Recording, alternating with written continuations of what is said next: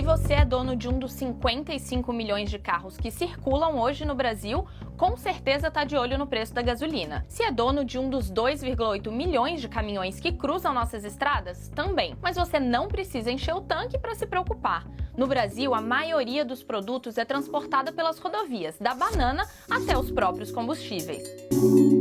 Diesel com D de dólar, no Terraço Cast de número 322. A abertura é Laís Alegretti, da BBC Brasil, em vídeo chamado Por que o diesel e a gasolina custam o que custam no Brasil?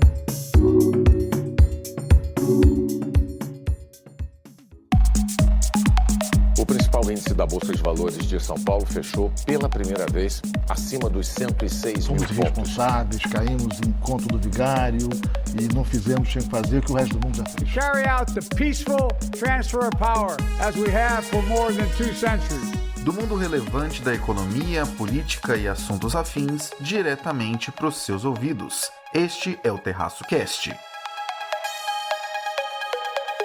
E aí, pessoal, tudo bem? Caio Augusto, diretamente da manhã de 25 de junho de 2022, um sábado, em Ourinhos, para mais um episódio do meu, do seu, do nosso Terraço Cast. Neste 322 me acompanham as 3 analistas do trio mais amado do Brasil. Vamos a elas. E aí, Raquel, tudo bem? Alô, alô, terraceiros e terraceiras!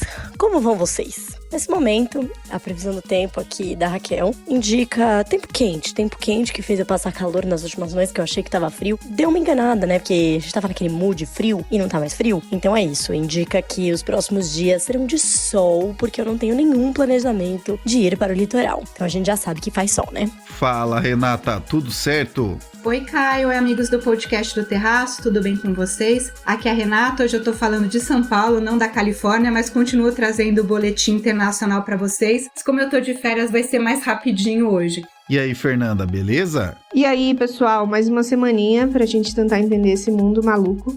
E vamos falar de Japão. É muito fácil encontrar o Terraço por aí. Só olhar o Linktree que está na descrição desse episódio para encontrar mais da nossa atuação. Lá estão nossos endereços oficiais no YouTube, no Facebook, no LinkedIn, no WhatsApp, no Telegram, no Instagram e no Twitter, além também de informações sobre o nosso MBA em Economia e Investimentos e até sobre como você pode comprar uma caneca do Terraço. Confere lá que você vai gostar. Sem mais delongas, vamos pro 322.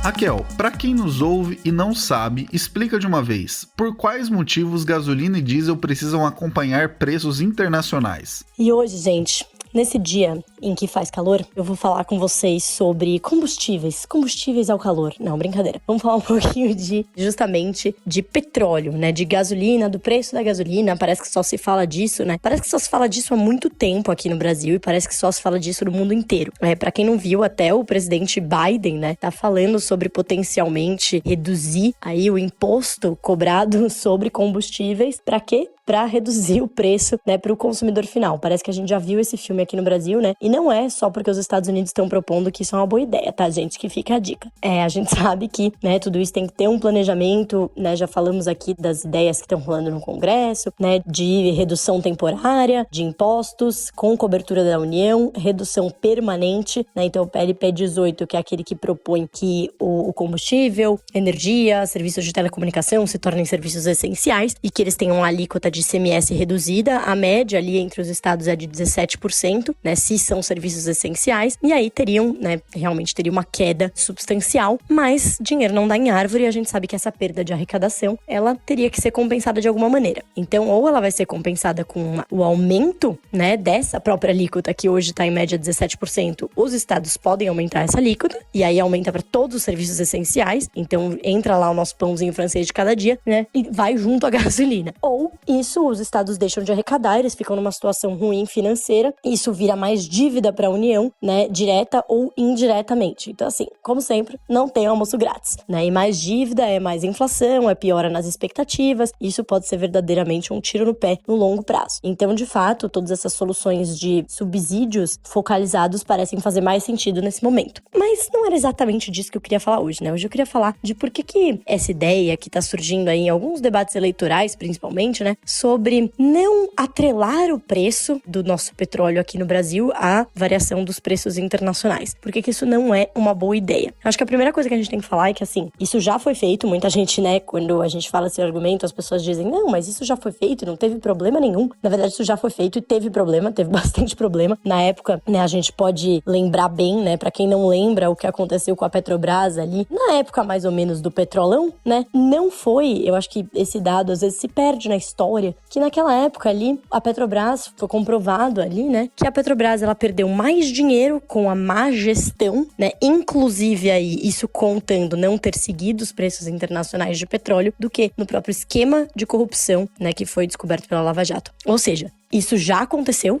né? Então já teve um momento em que a Petrobras não seguiu aí os preços internacionais e isso não foi bom, isso quase quebrou a empresa. A gente não pode esquecer que é uma estatal, né? Que além de quebrar uma empresa desse tamanho, que praticamente tem um monopólio, né, da exploração e da distribuição ali de petróleo, a nossa maior certamente aqui no Brasil, quebrar uma empresa não ia ser nada legal. Ela é 50% do Estado, o Estado teria que, enfim, ir ao seu resgate, fora todos os investidores que iriam sofrer, né? Inclusive muita gente ali com o seu dinheirinho, né, de aposentadoria e etc.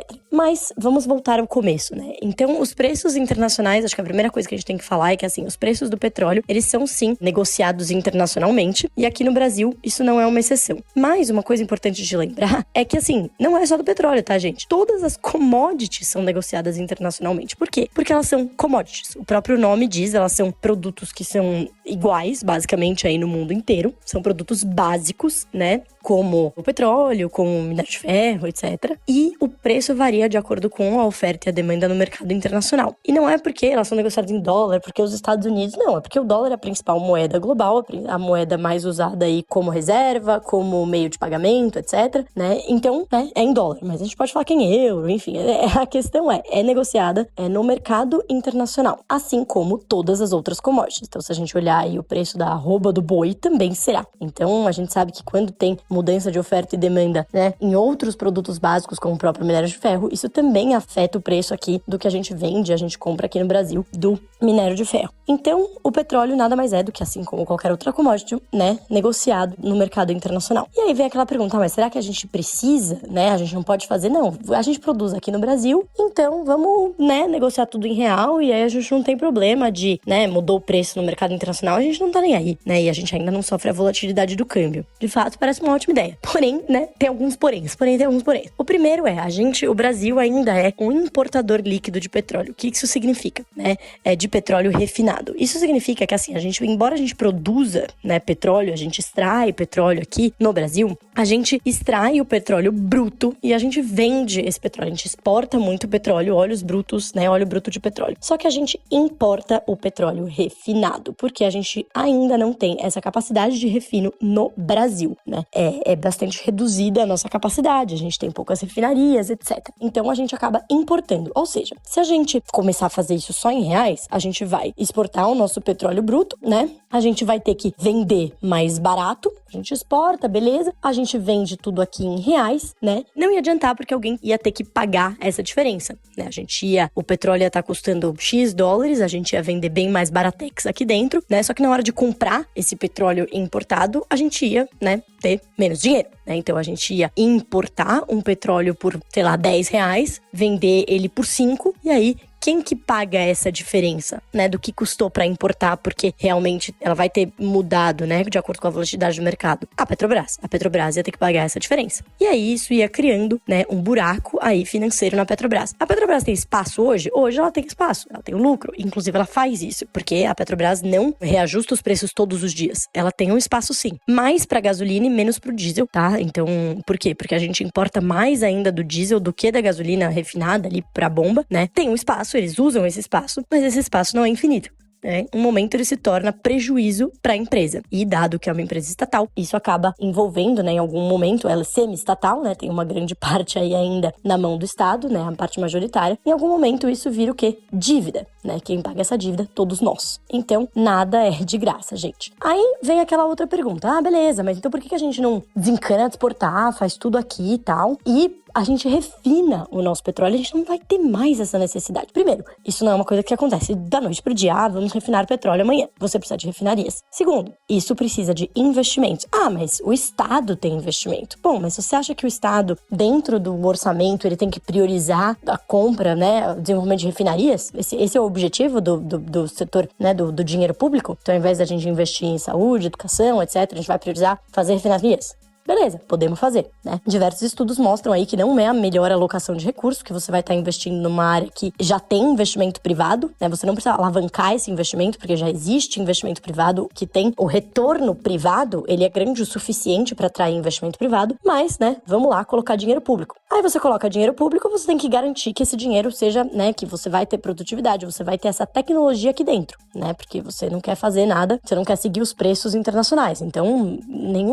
dificilmente o investidor estrangeiro vai querer investir numa refinaria aqui, se ele tiver que fazer todo esse investimento e depois a gente vender petróleo mais barato, né? Porque ele vai sair no prejuízo. Então, vamos fazer tudo aqui dentro. Então, a gente tem que ter essa tecnologia, tem que comprar essa tecnologia, etc. Fizemos isso já? Já fizemos, gente. Qual foi a experiência? Péssima, tá? Tivemos refinarias. O que aconteceu com as nossas refinarias? Viraram praticamente sucata, teve um monte de envolvimento de corrupção, né? Então não é o problema, não vamos fazer nenhuma obra porque tem corrupção. Não, mas o processo, todo o ambiente de negócios para licitações, projetos de infraestrutura, existe uma larga literatura sobre isso que mostra que isso dá mais espaço ainda, né, para vested interests, né? Interesses escusos, né? Por quê? Porque a gente não tem uma regulação perfeita de projetos de licitação, de parcerias público-privadas. Então, isso passa por todo um ambiente regulatório que precisaria também ser melhorado para a gente melhorar o ambiente, né? Para fazer esse investimento. E lembrando, não é parceria público-privada, seria só público. Ou seja, dinheiro público, dinheiro público, dinheiro público, né? Investindo aí em refinarias. Então, essa seria a nossa priorização como sociedade. Então, o que a gente vai investir? Refinarias. Então, assim, são tantos desafios, né? Então, para que isso fosse feito, e aí pode argumentar que podia ser. Beleza, isso já foi feito na história? Já foi, deu certo? Não deu certo, gente, não deu certo, tá? O que acontece? A Petrobras começou a vender, né, parte dessas refinarias que dava pra vender, e pra quê? Pra focalizar no seu core business, e isso tem melhorado muito, né, a saúde financeira da Petrobras nos últimos anos. Então, a Petrobras voltou a dar lucro, e esse lucro reverte o quê? Em dinheiro público, são dividendos, porque o próprio Estado é o quê? Sócio da Petrobras, né? Então, realmente, essa solução, né, que parece uma solução de vamos vender petróleo em reais, primeiro, ela não é uma solução de curto prazo, né? Não resolve de jeito nenhum problema do curto prazo. Segundo, ela cria um problema, né? Ela não resolve o que a gente tem e ela cria um outro no curto prazo. Se você tiver uma ponte, uma magia que você consiga passar de noite pro dia, você tenha várias refinarias, você consiga produzir tudo aqui e sem enfrentar todos esses problemas que eu falei, de quebrar a empresa, etc, maravilhoso. Mas você vai ter que garantir que essas refinarias não vão ser a mesma coisa que aconteceu com as refinarias no passado, que a gente criou basicamente um cemitério, né, de refinarias que não se tornaram produtivas, foi um enorme gasto de dinheiro público, né, sem avaliação ali de uma política para ver se aquilo ia dar certo, não deu, virou uma sucata, né, então assim, tem que se provar que dessa vez vai dar certo. Então, insistir no erro para que pode ser que dê certo dessa vez. Então, assim, é mais ou menos tentando dizer que nadar contra a corrente, né? Não vamos ter. Existem sim possibilidades que podem ser estudadas, né? Olhando para o longo prazo. Então, por exemplo, vamos tentar fazer com os dividendos que hoje vão para o pagamento da dívida, que ajudam, né, a sustentabilidade fiscal, etc. Não, vamos escolher que não vai para aí, vai para um fundo de estabilização do preço dos combustíveis. Pode ser, claro, mas isso tem que ser o quê? Discutido no Congresso, colocado no orçamento, entender que isso vai ser uma prioridade em relação a outra coisa, né, ou ao pagamento da dívida, ou ao investimento em saúde e educação. Assim, não tem dinheiro sobrando, né? Então, tudo isso precisa ser discutido. Não, no curto prazo, não vai ter uma solução, então não vai ser discutido a toque de caixa e vai achar uma solução e vai resolver amanhã, né? E é sempre uma discussão de priorização de gastos públicos, porque o gasto não é infinito, e se há essa percepção de que ele é infinito, a gente sabe onde isso dá em mais inflação e mais problema, né? É assim, mais inflação e gasolina ainda mais cara. A grande verdade é que entre os custos que compõem o que a gente encontra na bomba de combustível, o petróleo é o que mais faz diferença. Tem lá custo de produção e distribuição, margem de lucro, impostos e tudo mais? Tem. Mas o que realmente faz diferença é a variação do petróleo. E o petróleo é uma commodity. Commodity é algo que é vendido de maneira homogênea, muito parecida, praticamente igual, em todo o planeta. Abrasileirar preços, como tem sido sugerido por aí, é mais ou menos o que a gente fez em Dilma 1, 2021. Naquela época a gente teve a gasolina por alguns anos na faixa entre R$ 3,00 e R$ 3,20. E durante esse período nós tivemos o petróleo em 3 dígitos, superando aí $120, como agora, e também em $30. Isso significa que durante um período pagamos mais barato, com a Petrobras comprando mais caro lá fora e vendendo mais barato aqui, se endividando a mais para isso.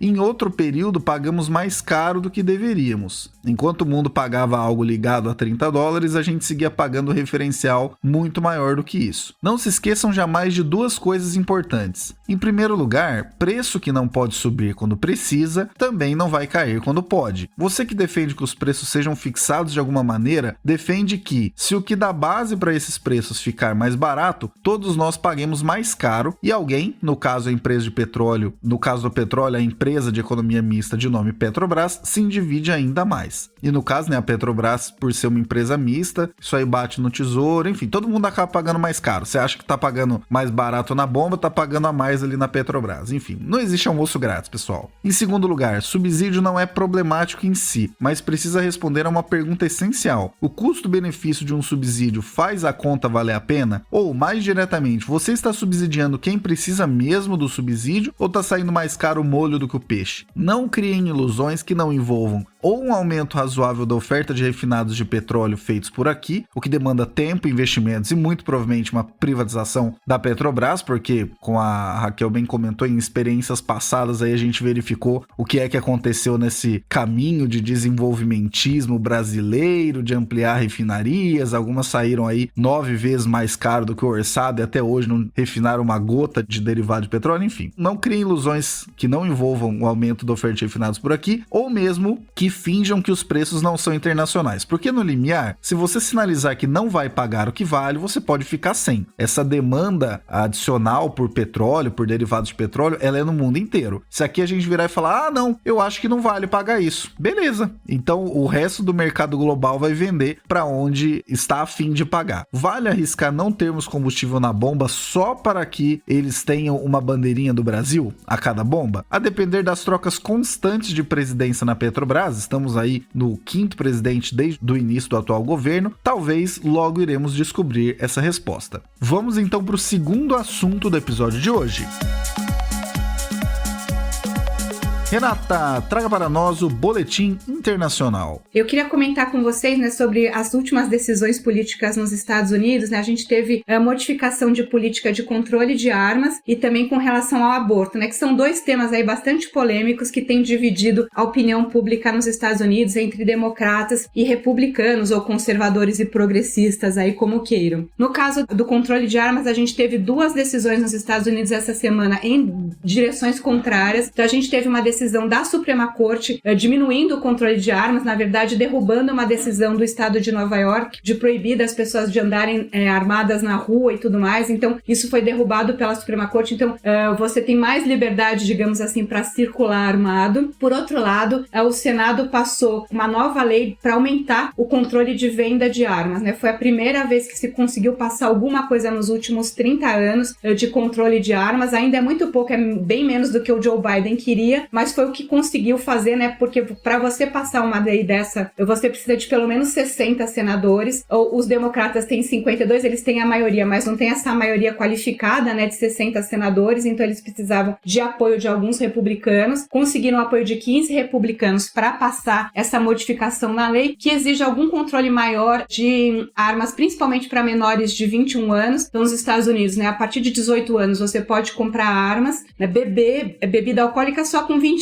mas armas você pode comprar com 18. E aí eles exigiram, né, algum controle maior, né, de antecedentes criminais, né, um mínimo para você ter alguma checagem para a gente saber, né, que a pessoa que está comprando uma arma não tem histórico de violência, esse tipo de coisa. Então o Senado conseguiu passar essa mudança, né, fizeram esse acordo bipartidário, né, entre os democratas e republicanos para passar esse aumento de controle de armas, e deve ser aprovado pela Câmara dos Deputados, que também tem maioria dos democratas. Então, por um lado, lado, a Suprema Corte diminuiu, né, o controle de armas, facilitando aí das pessoas andarem armadas. Por outro lado, o Legislativo, que é quem deve legislar, digamos assim, né, aumentou aí o controle, pelo menos para venda de armas, e também aumentou o financiamento para a segurança das escolas, né? Acho que eles acabaram entrando aí no momento daquele massacre que teve em Uvalde, na escola, onde morreram, né, muitas crianças e tal. E aí, aproveitando esse momento, conseguiram passar essa lei. Junto com isso, passaram também um financiamento maior para proteção aí, para segurança nas escolas, que é uma grande preocupação dos americanos. Como vocês devem saber, né, minhas filhas estudam lá, né, em escolas americanas, e sempre essa preocupação, né? Crianças pequenas têm treinamento do que fazer se tem um tiroteio dentro da escola. Realmente é uma coisa horrorosa esse tipo de ansiedade, de angústia que você tem em relação a esse tipo de evento, né, de tiroteios, massacres, gente armada nos Estados Unidos. E outra mudança que teve também foi com relação ao aborto, né? A gente já tinha sido vazada uma decisão da Suprema Corte de que ia cair a legalização, a liberalização do aborto em território nacional, né, nos Estados Unidos. Então agora a lei passa a ser estadual. Alguns estados o aborto já é legalizado, em outros não. A gente sabe os estados mais conservadores, né, mais do sul dos Estados Unidos, de maioria republicana, tendem aí a não permitir o aborto, pelo menos não em todas as circunstâncias, com a mesma liberalidade que tinha antes com a lei nacional. Então esse é um retrocesso de 50 anos, né? Essa decisão da Suprema Corte anterior, que foi derrubada agora, Wade versus Roe, né, que a gente fala, já foi criada na década de 70, e agora, assim, para os direitos reprodutivos da mulher, a gente considera aí um retrocesso de quase 50 anos. E outra coisa que eu queria comentar com vocês também rapidinho é com relação à Covid, né? A gente viu aí que essas novas variantes, né, a B4A e a B5A, elas têm aumentado muito o número de casos no mundo inteiro, principalmente porque ela tem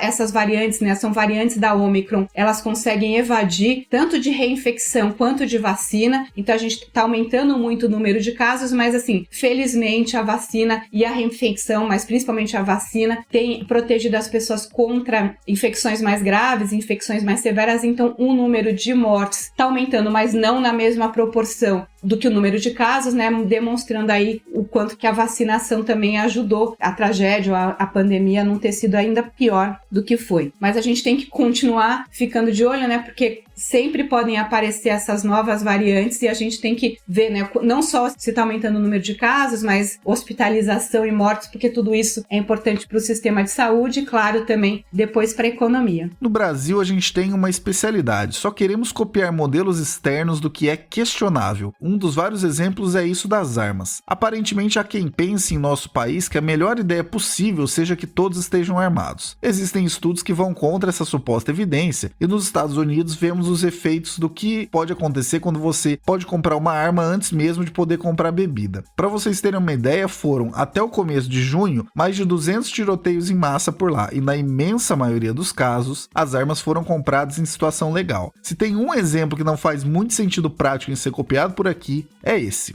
Sobre a segunda questão, essa reversão de Roe versus Wade, que vem da década de 70, pode causar muitas repercussões, alterando o curso das leis sobre aborto nos Estados Unidos. Inclusive no Texas isso já foi alterado recentemente. E a respeito da pandemia, a maior recomendação que pode ser feita, caso você ainda não tenha feito isso, enfim, né, é que você se vacine. E a segunda melhor é que você evite eventos sociais caso esteja com sintomas de gripe. Ou, né, se tiver sido testado, pô, aí também é sacanagem, né? Quase ninguém se lembra que a pandemia ainda existe, mas algum nível de cuidado é sempre positivo. Não custa ser um pouquinho prudente, né, pessoal? Vamos então pro terceiro e último assunto do episódio de hoje.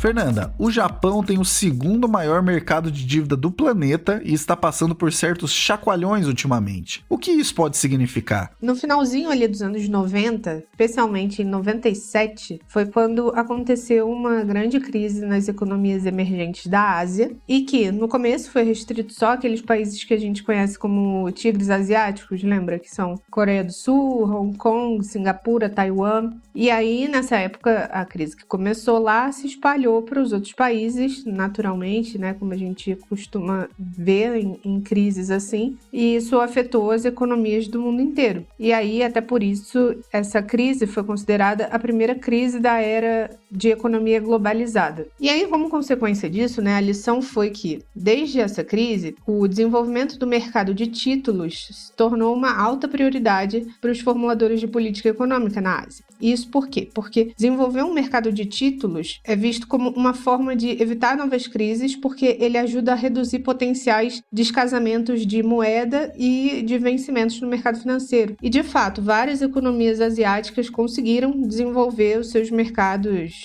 primário, secundário, bastante ativos. E eles perceberam que um sistema financeiro robusto precisa de múltiplos canais de financiamento, com bancos, mercado de renda fixa, enfim. E aí, desde que agora a inflação que acontece no mundo inteiro chegou no Japão, o iene vem afundando frente às outras moedas e a gente vê um movimento no mercado de crédito japonês bastante sinalizador, digamos assim, porque a gente está falando aí do segundo maior do mundo, quando a gente fala em mercado de crédito. Agora, no mês de junho, a gente viu que o mercado de títulos do governo do Japão chegou num patamar de disputa altíssimo entre os especuladores e o Banco Central do Japão, o Banco do Japão. Nisso, no dia 15 de junho, o Banco do Japão gastou mais de 5 bilhões de dólares comprando título. E aí, vamos lá, vamos entender como que essa dinâmica aconteceu. Segundo a Reuters, o gatilho para essa montanha-russa que aconteceu na quarta-feira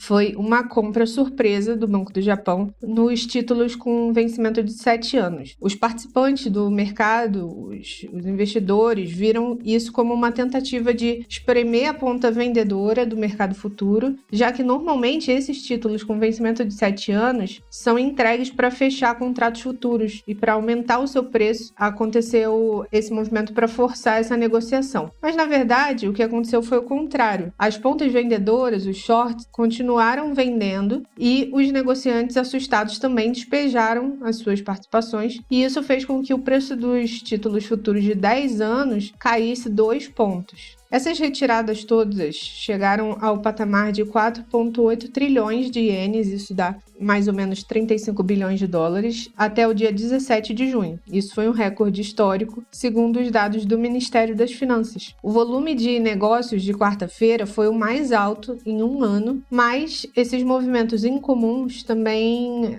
vieram à tona, destacando o cenário por trás disso, que na verdade é um mercado que vem diminuindo a sua funcionalidade porque o Banco Central aumentou muito a sua participação para mais de 40%. Ou seja, o sentimento de baixa em relação aos títulos japoneses cresceu. Desculpa a cacofonia aqui, o sentimento de baixa cresceu, mas enfim, isso ocorreu à medida que os investidores apostavam que o Banco do Japão ia ajustar a sua política de juros, assim como as outras economias do mundo, que vem aumentando a taxa de juros dado a inflação, mas o Banco Central desafiou seus críticos e se manteve firme com as taxas de juros baixas, apesar do mundo inteiro estar subindo taxa, eles mantiveram, e isso veio com uma pressão muito forte sobre os títulos e sobre o iene. E aí, o Banco do Japão adotou o controle de curvas lá em 2016, como uma forma de manter o estímulo monetário, lógico, o cenário era outro, e, ao mesmo tempo, desacelerou as compras de títulos do governo japonês. Agora que o Banco Central insiste que a economia do Japão ainda não precisa de apoio, que a inflação por lá é transitória, eles batem o pé ali de que os títulos deveriam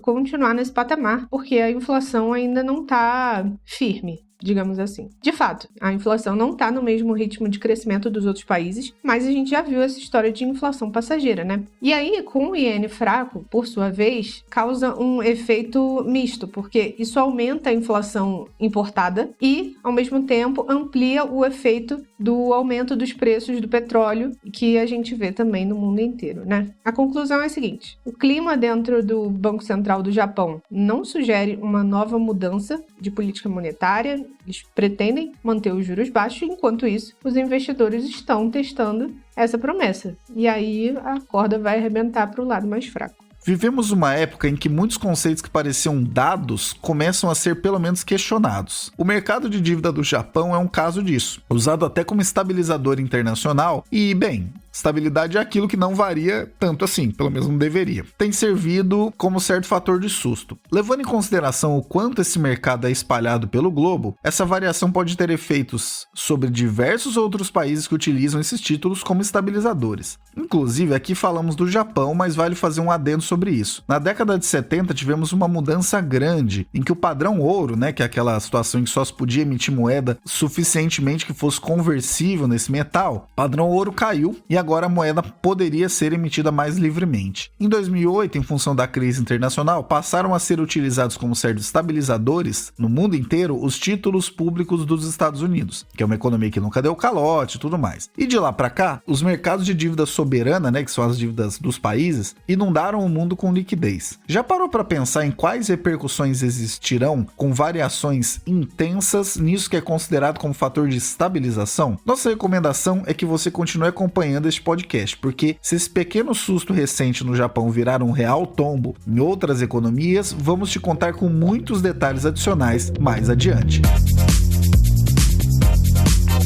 Vamos então nos despedindo do trio mais amado do Brasil. Muito obrigado, Raquel, com previsão do tempo e tudo, por trazer aí um esclarecimento sobre essa questão que de tempos em tempos nos assombra e de tempos em tempos a gente experimenta até ver que deu errado de novo e falar onde foi que erramos. Muito obrigado e te aguardamos aqui na semana que vem. Então é isso, gente. Por hoje é só, que nesse momento eu estou indo embora, né, de bicicleta aqui, porque gasolina tá cara mesmo. Eu sei, faço uma piada, porque obviamente não é toda a população brasileira, é uma pequena parte da população brasileira que tem esse benefício de poder se locomover de bicicleta, mas enfim, esse é um tipo de investimento aí que é onde deveria, na minha opinião, estar o investimento público, né, alavancar, né, por exemplo, combustíveis alternativos, né, então alavancar, você a cada R$1 colocado, você atrai X reais de investimentos privados, para isso, né, que toda a literatura mostra que vale um investimento público, para você alavancar o investidor privado, né, para fazer principalmente em setores onde a iniciativa privada ainda não vê, né, retorno suficiente, e não você simplesmente resolver colocar o Estado em tudo, resolver todos os problemas dele. Também muito obrigado, Renata, por esse boletim internacional um pouco mais compacto, mas cheio de informações. Te aguardamos aqui na semana que vem.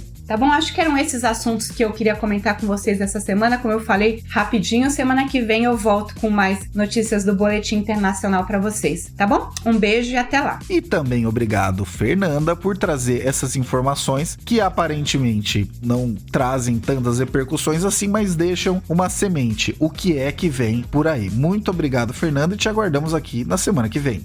Essa semana eu fui bem rápida, né? Mas é porque a gente ainda deve acompanhar aí cenas dos próximos capítulos. Mas queria deixar aqui o meu agradecimento a você que ouviu mais um episódio. Um grande abraço. Gostou desse episódio ou do podcast? Compartilha com alguém e traz mais gente para ouvir. Nosso acompanhamento sério e comprometido de cenários feito há anos em uma curadoria semanal para você fica cada vez mais motivado conforme a audiência se torna cada vez mais qualificada. Conteúdo não falta por aqui. Fica com a gente que você vai gostar. Abraços digitais pelas ondas sonoras. Proseamos mais no próximo episódio.